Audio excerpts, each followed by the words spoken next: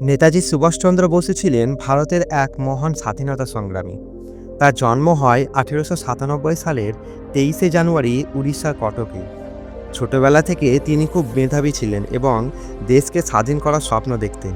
তিনি Indian civil সার্ভিসে চাকরি পেলেও সেই চাকরি ছেড়ে দেন, কারণ তিনি ব্রিটিশদের শাসনের অধীনে থাকতে চাননি। তার মনে ছিল একটাই লক্ষ্য, দেশকে স্বাধীন করা। দেশের স্বাধীনতা সংগ্রামের জন্য তিনি কংগ্রেসে যোগ দেন, কিন্তু পরে তিনি নিজের আলাদা পথ বেছে নেন, কারণ তিনি মনে করতেন শুধু প্রতিবাদ করে ব্রিটিশদের দেশ থেকে তাড়ানো যাবে না, দরকার হবে শক্ত হাতে লড়াই করা। সেই সময় তিনি বিদেশে গিয়ে জার্মানি ও জাপানের সঙ্গে যোগাযোগ করেন এবং গঠন করেন আজাদ হিন্দ ফৌজ। এই বাহিনীর লক্ষ্য ছিল ভারতের মাটিতে ঢুকিয়ে ব্রিটিশদের হটিয়ে স্বাধীনতা আনা। তার বিখ্যাত স্লোগান ছিল, তোমরা আমাকে রক্ত দাও, আমি তোমাকে স্বাধীনতা দেব। এই স্লোগান আজও কোটি কোটি ভারতবাসীর মনে আগুন জ্বেলে দেয়। 1945 সালের 18 আগস্ট ঘটে যায় এক রহস্যময় ঘটনা। বলা হয়, সেই দিন নেতাজি জাপানের একটি বিমানে চড়ে তাইওয়ানের তাইহোকু বিমানবন্দরে যাচ্ছিলেন। উড়ানের কিছুক্ষণ পরেই সেই বিমানটি দুর্ঘটনায় পড়ে এবং আগুন ধরে যায়। সরকারি রিপোর্ট অনুযায়ী বলা হয়, সেই দুর্ঘটনায় নেতাজি মারাত্মকভাবে আহত হন এবং কিছুক্ষণ পরেই তার মৃত্যু হয়। পরে তার অস্থি জাপানের টোকিও শহরে রেনকোজি মন্দিরে রাখা হয়। কিন্তু এই খবর অনেক ভারতবাসী বিশ্বাস করতে পারেননি, কারণ নেতাজির মৃতদেহ কখনোই ভারতে আনা হয়নি।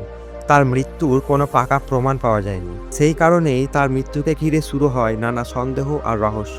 কেউ বললেন তিনি রাশিয়ায় গিয়েছিলেন, কেউ বললেন তিনি গোপনে কোথাও লুকিয়েছিলেন।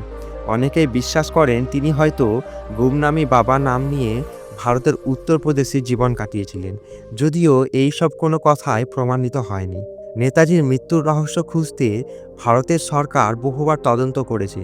শাহজাহান কমিটি ও খোসলা কমিটি বলেছিল তিনি বিমান দুর্ঘটনায় মারা গেছেন, কিন্তু মুখার্জি কমিশন জানায় নেতাজির মৃত্যুর পাকা প্রমাণ নেই।